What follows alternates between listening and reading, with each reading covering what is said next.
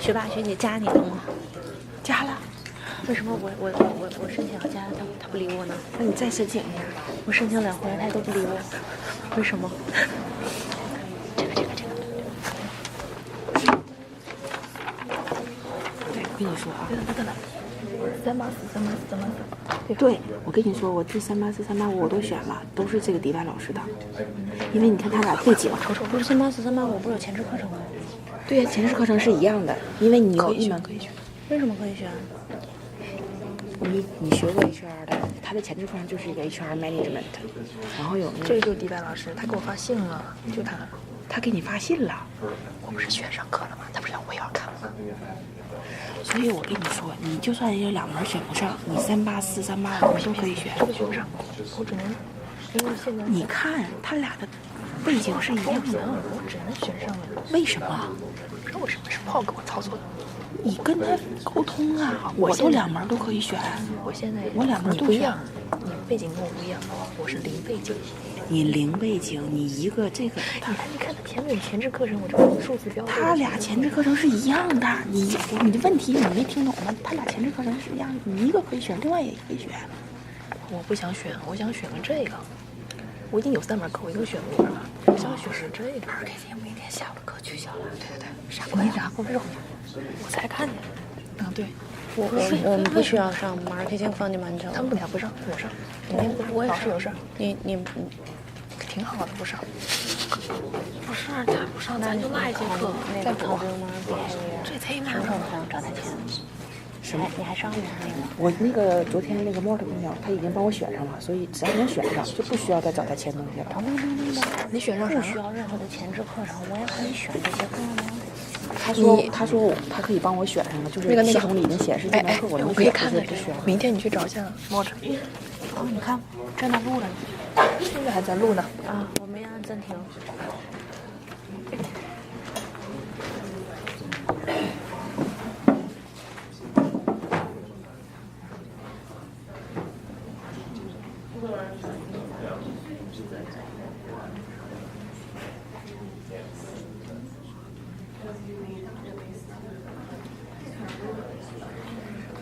You have to first connect that you connect, and then you got to load an app. Is that iPhone? Android.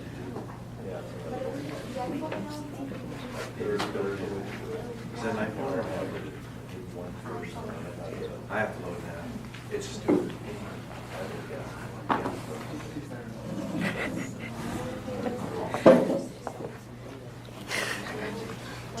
我就现在已经是这样的。哎，你有迪拜老师录音吗？有，我给你听。确认能听得懂。哎，你现在别听，下课听，别音量了。我给你拿耳机听。那啥，我就录了一段给他听了一下。我要学那统计，不也是印度老师吗？我就跟他交流了几句，发现不行。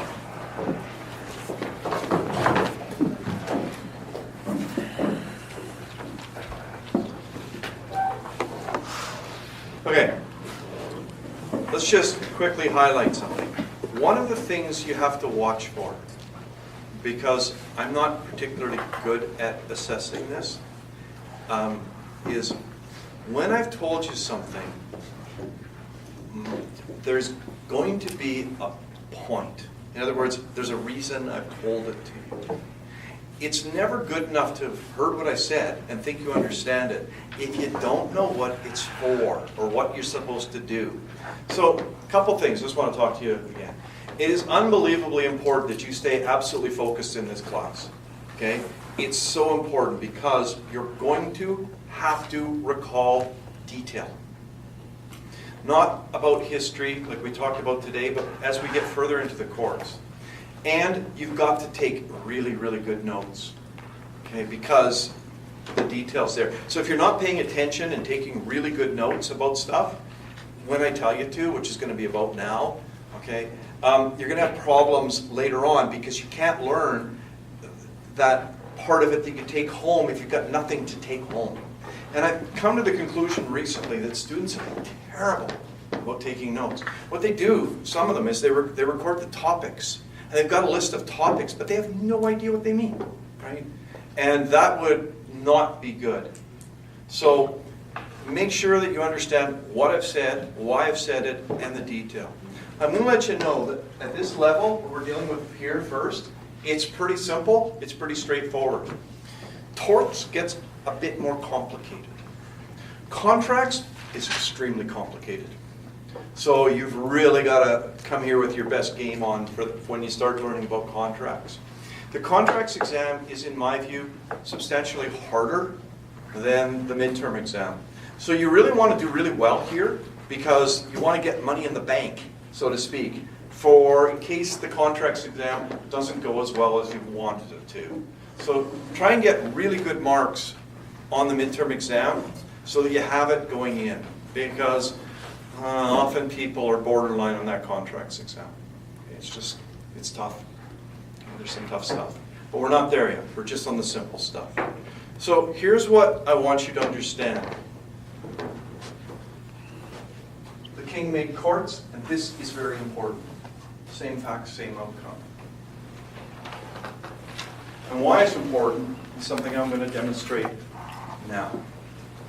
So, do you feel you understand this? What I've told you? No, you don't. But my job is to make it so that you do. Okay? So I'm going to show you now how this works. What really happened. And I'm going to make up stuff so that you can understand the point of what I'm doing. And the examples that I'm going to use are meant to have you see stuff that I think should be somewhat evident. All right? So I want you to go back to 1066, and I want you to imagine that you, the class, is a judge. So what are you like again? You are? A man, right? And? Educated.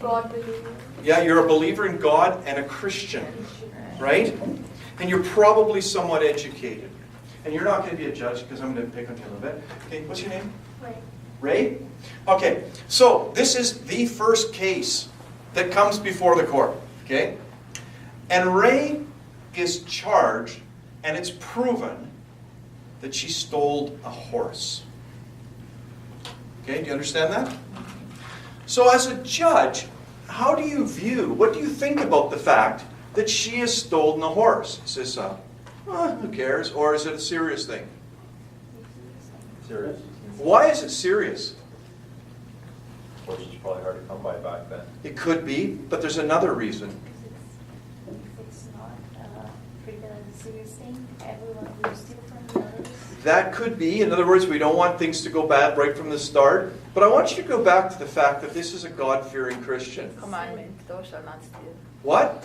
One of the commandments, thou shalt not steal. So, he's going to be a Christian, and some of the Christian values are found in the Ten Commandments. One of them is, thou shalt not steal. Right? So, does anybody know any of the other commandments, just out of interest's sake? Kill, thou shalt not kill. I think the way that they're expressed is bear false witness, right? Right. Right? What else? Kill. Thou shalt not kill. Right. Thou shalt not steal internet. It says that right in the things. It says, thou shalt not covet thy neighbor's Wi-Fi. Anyways, so we're back over here with Ray, and this is the first case. Is she going to be dealt with leniently or harshly? Thou shalt not steal, right? And she stole. And what are you going to do, judges? Back in that time, Yeah, that sentence. off with your head. Okay? First case, Ray stole the horse. It's off with her head. Okay? Let's just say that. Do you understand that? Okay. Can I have your name? Swati. Swati stole a white horse. What will happen to her?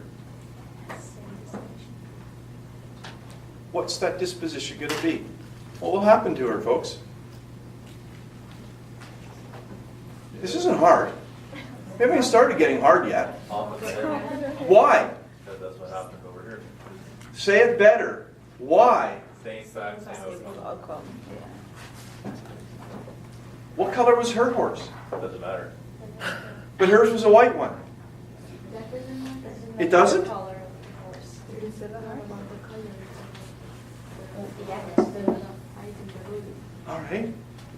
Can I have your name? Carol? Carol steals a brown horse. What will happen to her? All right, let me show you something. This is where the point gets made. What's the rule if you steal a horse? That's a rule. It will be imposed upon you by the judge. There's a rule there. Did the government make that rule? Oh, the court did. Not the Bible. Who made the rule? Judge. No. No. The judge. Which judge? Her judge. Her judge made the rule.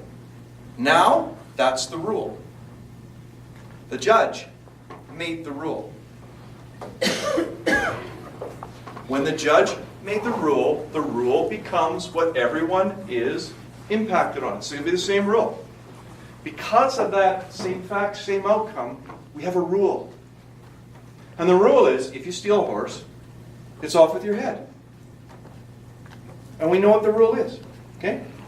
And it doesn't matter who I pick. If I say they stole the horse, do you know what the rule is going to be? Do you understand that? All right. No, you don't, but we'll try it. Okay? All right. So, let me come over here. Can I have your name? Stella? Yeah. Stella stole a pencil.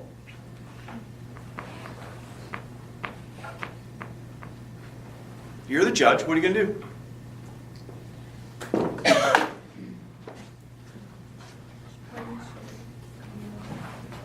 Well, we know she's going to get punished. Right. My question is, what's the punishment going to be? Let me ask you this. Will it be the same punishment?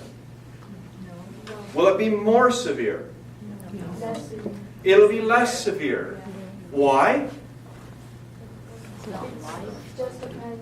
It's just a pencil. So now you're saying the value of the item is going to impact on the sentence. You can do that. There's nothing wrong with that.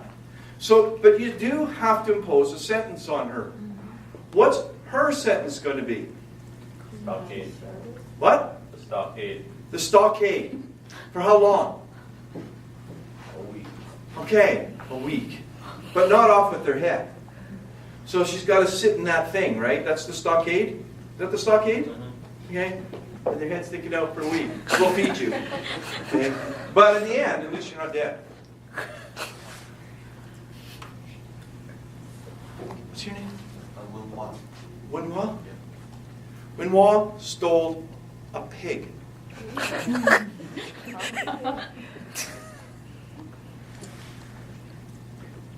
What's his sentence going to be?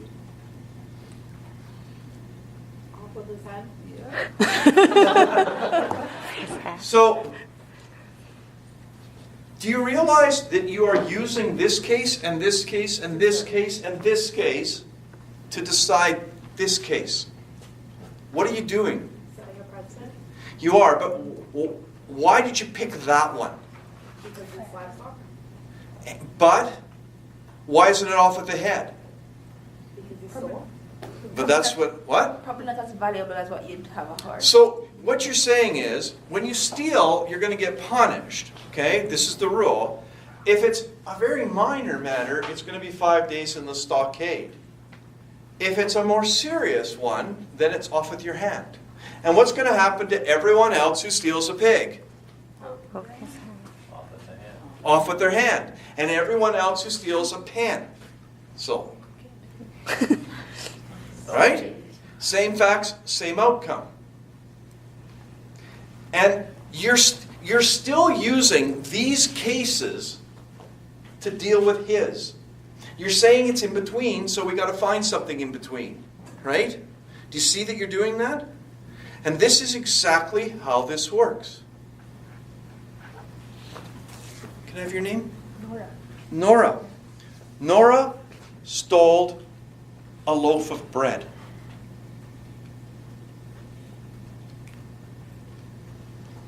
What do?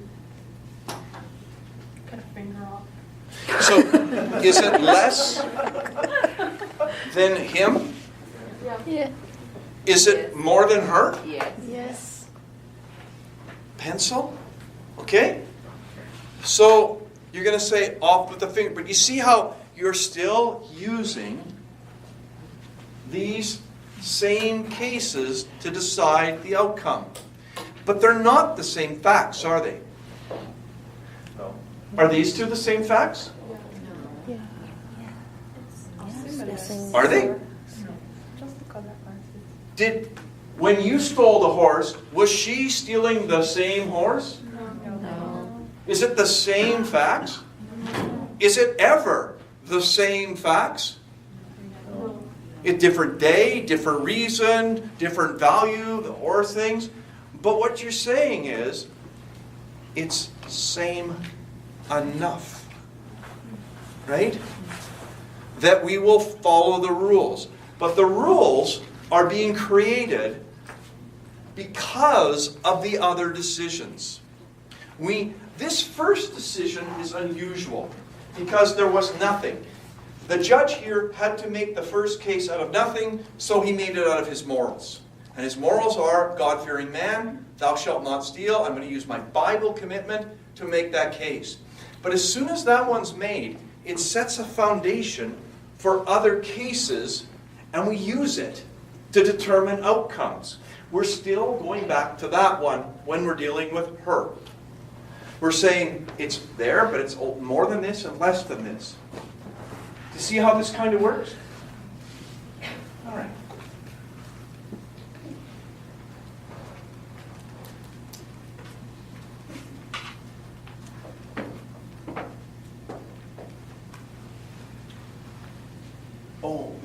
I think, okay. Maybe I'm going to go here first. I think I'm going to go over here first. Ready?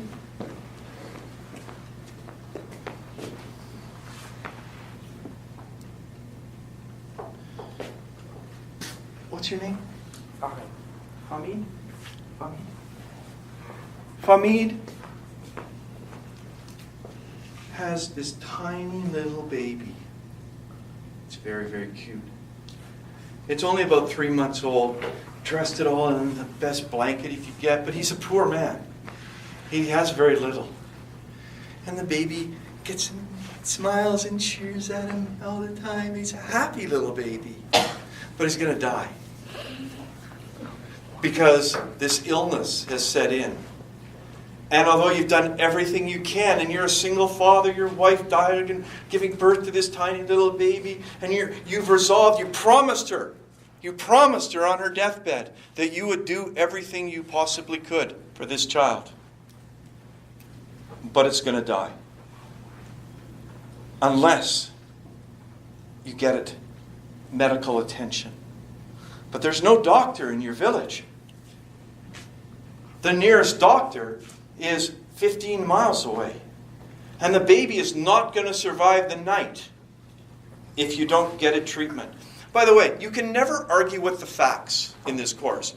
You've got to accept these are the facts, okay? You're the judge, these are the proven facts, okay? Do you understand them so far? So, you say, I've got to get my child, my poor little 3-month-old child, to the hospital, to the doctor in that next village. So you steal a horse.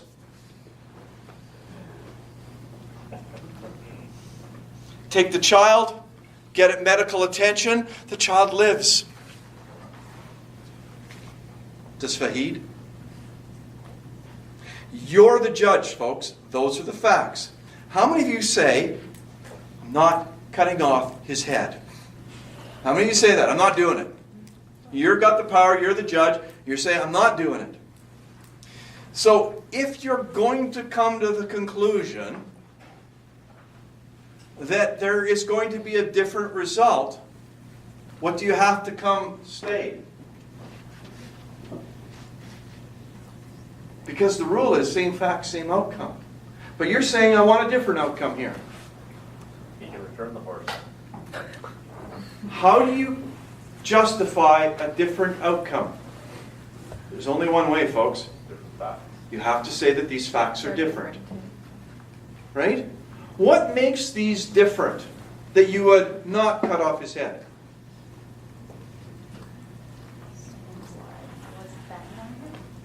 So, if you steal a horse, if you just steal a horse, it's off with your head. But if you steal a horse to save a life, what's it going to be? For the greater good. Yeah, but he's still got to get punished. What's his punishment going to be? The farmer he stole the horse from. So he has to do community service work for the farmer. Okay? You with me on that?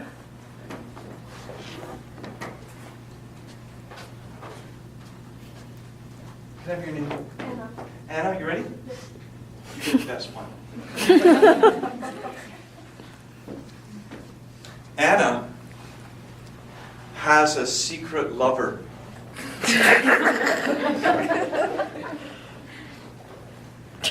Her husband does not know about this secret lover and was not expected home that afternoon. But he came home and found poor Anna in flagrante delicti.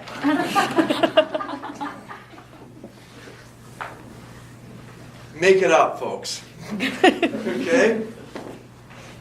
And he's absolutely enraged. And he's going to kill her secret lover. He's coming at the lover with this great big axe. And the husband's fairly quick, and the lover's not that quick. So Anna sees that her husband's going to get this guy if he doesn't get him out of there quickly, so she steals a horse. Helps her secret lover on it, and off he rides. And then she gets charged with stealing the horse. What do you do? Off with her head to kill the lover.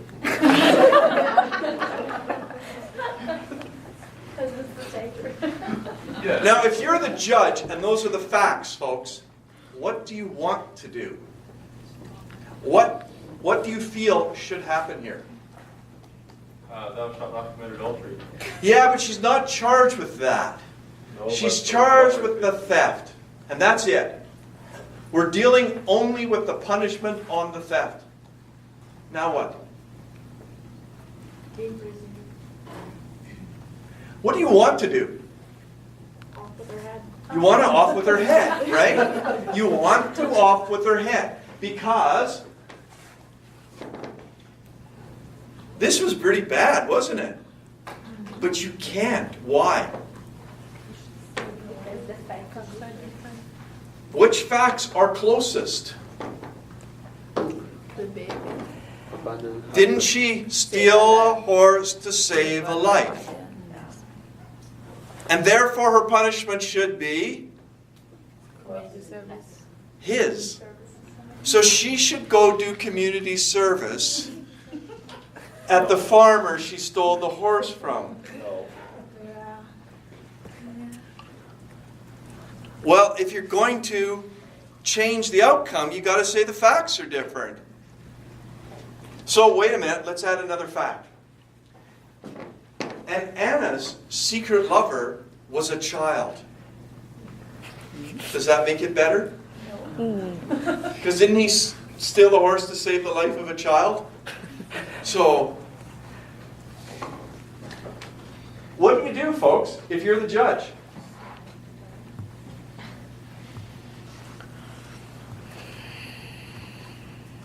Because if you understand the problem that has arisen here, you actually understand this type of law.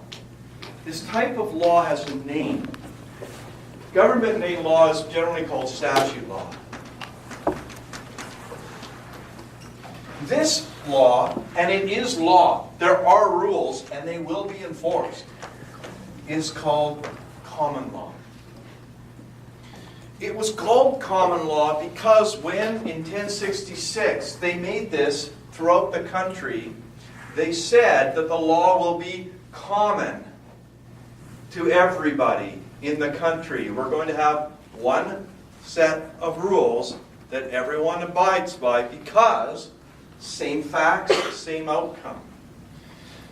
So when a judge makes a decision, they make a law because it predicts outcomes. If the same facts come up, it will be the same outcome. And it's going to be the same for everybody because same facts, same outcome. This is exactly the same as saying a judge's decision. Judges' decisions are common law. Common law is made of judges' decisions. And this is exactly the same as the concept that you would call precedent. Precedent is judges' decisions. Judges' decisions is common law. Common law are precedents. These are all rules, and they're not government-made rules. They're judge-made rules. And they're important. And they still exist. There are areas that I'm going to teach you that are completely from that area of the law. Judges' decisions. It doesn't exist in statute. There are areas that I'm going to teach you that are based in statute. They're both rules. And the good news for you is I don't normally go into where is this from. We don't need to know if it's common law or statute law. What we do need to know is this is what the rule is. Where the rule is from doesn't really matter. What the rule is does matter. So often people, and when you walked in the room and I asked you where does law come from, they only see this. And that's not even close to being part of the story. It is part, but it's not even a sizable part. And what people don't understand is that this exists because this went on for hundreds of years. All of the decisions, everything that happened in courts was made by judges' decisions. There were no governments in England for hundreds of years. It was ruled by the crown, right? There wasn't governments till, I don't even know when it was, 1500, parliaments? When did it wasn't for quite a long time. And during that time, there were rules. Those rules were common law. Common law had all sorts of problems. How do you know what a judge decided, right? And they just say, ignorance of the law is no excuse. You're expected to know what a judge decides. And this is still true today. Judges make decisions every day. They make a tiny little bit of law. All the time. And you cannot understand the rules if all you understand is this. These are actually really easy. Statute law is government-made law. If you went to the library, they probably have the Manitoba statutes. They'll sit on a shelf and they'll be about this big. Okay? They'll be about this big. There'll be binders and they'll probably be about this wide. So some of them are full, some of them are partly full. These little, like 1.5-inch binders, they'll sit there. You can go through them. If you read them all, you would have all the statutes of Manitoba. They're all there. Common law is massive. Every time a judge makes a decision, it's putting on... You know how many judges' decisions are made each day in Canada? There are tens of thousands every day. Some of them are not important, okay? So they don't really make it to the things. But if you want to go look at common law, there are books in which the judge's decisions are recorded, and they would easily fill this room. Easily fill this room. There's hundreds and hundreds of them, right? So I don't want you to underestimate or not understand this second area of law. And the tendency of people, students, is because you've never really understood it before, you don't realize how important it is. It's kind of foreign, and therefore you don't realize it's important. It is important, okay?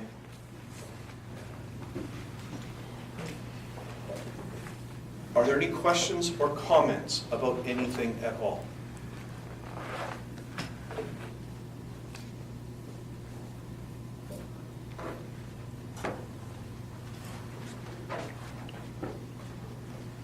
I tried to have you understand, though, is how quickly common law can end up in a mess. And it is a mess because it's never the same. But the rules become things like, when it's to save a life, it's 30 days in jail. But then you have something like this, which is to save a life, but it's not what we were thinking about when we did this. We had an emotional response to that, and we have a completely different emotional response to that, but that one was the one that happened first, and therefore, we end up with a mess. Just so you understand this, let's pretend that Anna's case came before Fahid. Okay? Let's pretend her case came first. What would you do with her? You would off with her head and say it was to save a life. And what would you say? Who cares? You stole the horse, right? And then along comes him who did this for the things, and he's stuck with that decision. He's going to have a big problem, right? So the order in which these things turn into messes actually matters, right? So all I want you to understand is judges make decisions and they're rules. Why are they rules? Because rules are things that you use to predict outcomes. If the rule is don't speed and you get caught, what do you predict? You're going to get a ticket, right? Then you know that. And you know that before you speed, don't you? And if this had all happened and you said, I think I'm stealing a horse, do you know what will happen to you if you know these rules and you get caught? Yeah, off with your head. You know the rules, right? So it doesn't matter whether it was written down in a statute or whether it was written down when a judge made a decision, it's still a rule. The problem with common law, though, is it can only deal with the facts that are in front of it. A judge cannot create facts out of nothing. So he can't decide what happens when someone steals a loaf of bread if he's dealing with someone stealing a horse. They're stuck within the parameters of the actual facts of that case. And that's the only thing they can make a decision about. Government-made law isn't like that. I'm not going to go through the process of how governments make law. That's something that many of you would have taken in high school. It's not relevant. It doesn't really matter. The point is, they do, and those are rules. What I want you to do is understand this. So, in order to understand it, we're going to go through another example. You ready? Any questions before I move forward, folks? Anybody? Anything? Go ahead. Was it the point in modern times to say judgment decision, but it was the wrong decision, so we're going to change the consequence?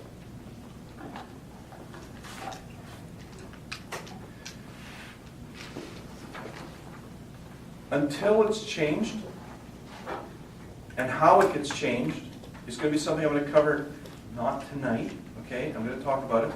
But until it's changed, it's a rule. So there is no such thing as a wrong decision until somebody has turned it into a wrong decision. So there's been lots of examples of this, folks. And this happened way back when, in the 80s. There was a case where some guy had gone into a house, taken something from it. Never been in trouble before. Never been in trouble before. Okay? And what happened was, he came before a judge. And he was a pretty good guy. He just screwed up, right? How many of you have screwed up? How many of you done something you screwed up? Okay? Just me? Okay? Right? Yeah. So we've done bad things or things. Maybe I'm talking about the one you didn't get caught doing, but you know you did it, right? So you've done stuff, you screwed up, but you're not a bad person, are you, right? And that's what this guy was. And the question is, what happens to him where they've never been in trouble before? And the court said, we don't care. You go to jail. First offense, break and enter, you go to jail.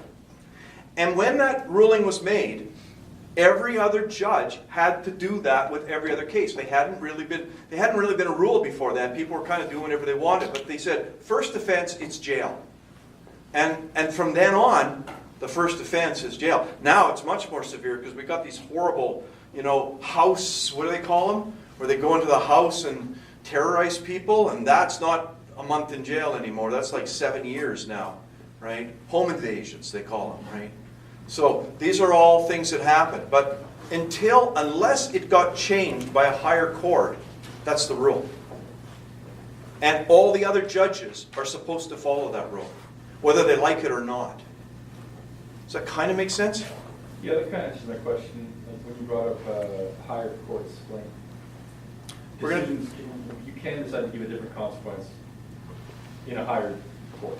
Yeah, we're going to talk about that. I just had to throw that in for you so you have an answer for today. We're going to talk about how this works. I just need you to understand the basics for today. I'm going to come back to that probably next week. We kind of have to go here, and then here, and then here, and then here. You're going to see it, okay?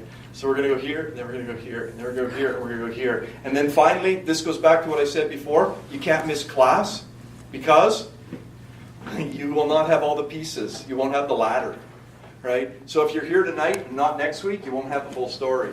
Or if you're not here tonight and then next week you come. Can you imagine folks coming to next week and trying to understand this stuff? There's no way. Because they ain't going through it all again, right? And yeah, you could read about it. You will never get it. You will never get it. So, I'm going to make up a statute so you understand how statutes work.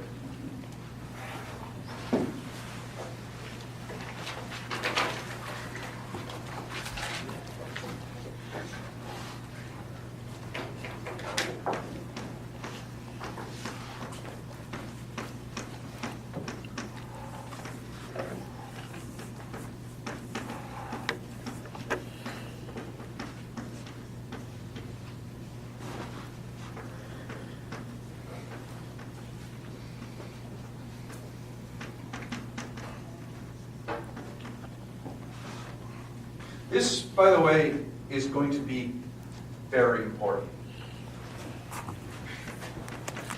It's going to be important for the reasons that are obvious and for a reason that is not obvious. So I'm going to tell you what they are. The reason that's obvious is I'm going to teach you how statutes work. The reason that's not obvious is I'm also going to introduce you to the process. And I'm really going to be pushing you. Because you're going to want to do things, and I'm not going to let you. Because I'm going to teach you a little bit about the process. This, what we're going to cover right here, is absolutely fundamentally important for the whole rest of the course. It has to do with torts and contracts, and it really sets the foundation for you to get your head around the way I'm trying to get you to think. And remember I told you, this isn't about information. It's about how to do it. And this is going to start to teach you how. Do you understand? Okay. I want you to imagine that you open up the Highway Traffic Act, which is a statute. Acts and statutes are the same thing. Acts are statutes. Statutes are acts. Anytime you see something that's called an act, well, a law act, not like play act, but you see the same? You're dealing with a statute, government-made law. That's what they're called. They're called acts. So you've heard of the Highway Traffic Act, right? That's government-made law. You've heard about the Liquor Control Act, right? The Criminal Code is an act, a statute. These are all government-made rules. You with me? Okay. Can I have your name? Shanine. Shalise. Shanine? C. Shalise. Shalise. Thank you, Shalise. I have trouble hearing, okay, sometimes. So you've got to really enunciate well for me to understand. Shalise. All right. So you open up the Highway Traffic Act. You see this rule. I made up this rule so that we'd have an example. And what happened is Shalise was driving down the Trans-Canada Highway in a car, and she doesn't have a driver's license. She's never gotten one. And the police pull her over, and they charge her with this. My question is she guilty or innocent?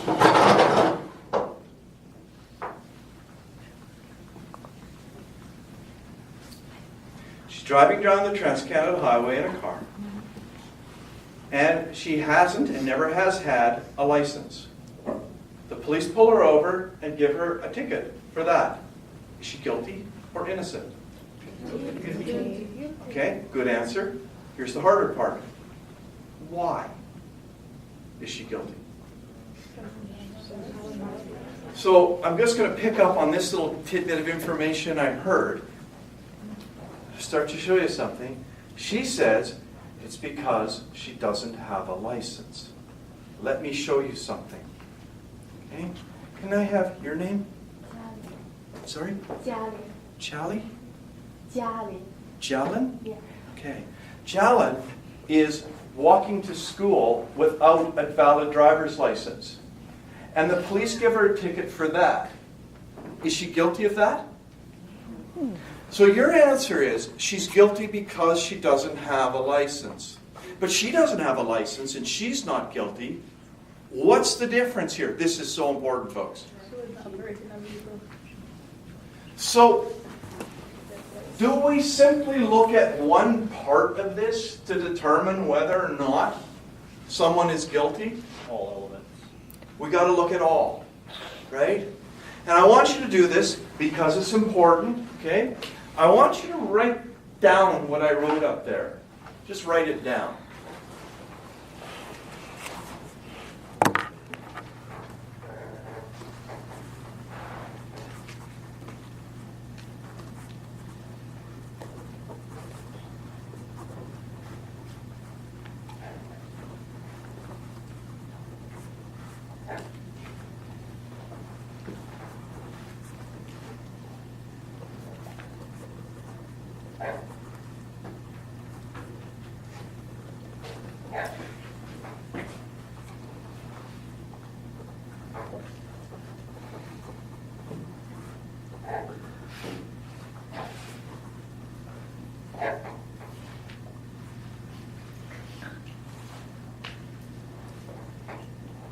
Okay?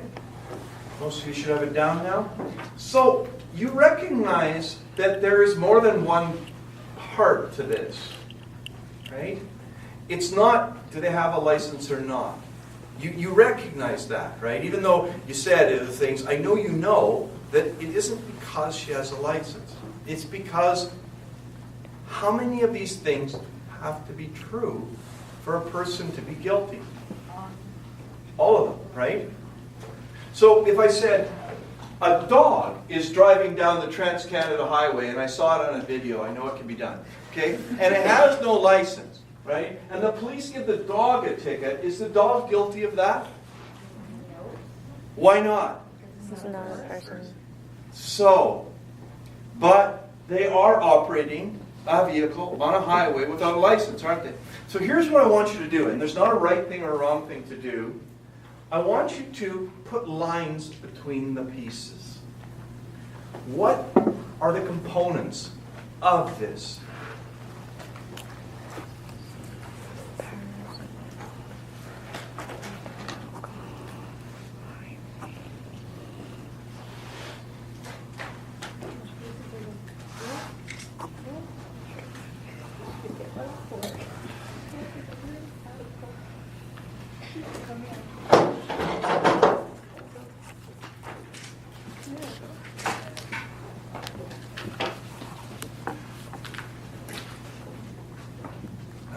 Again, folks, you got to follow the bouncing ball. I'm going to show you something here, and you need to see how it's connected. If you don't, please ask, okay?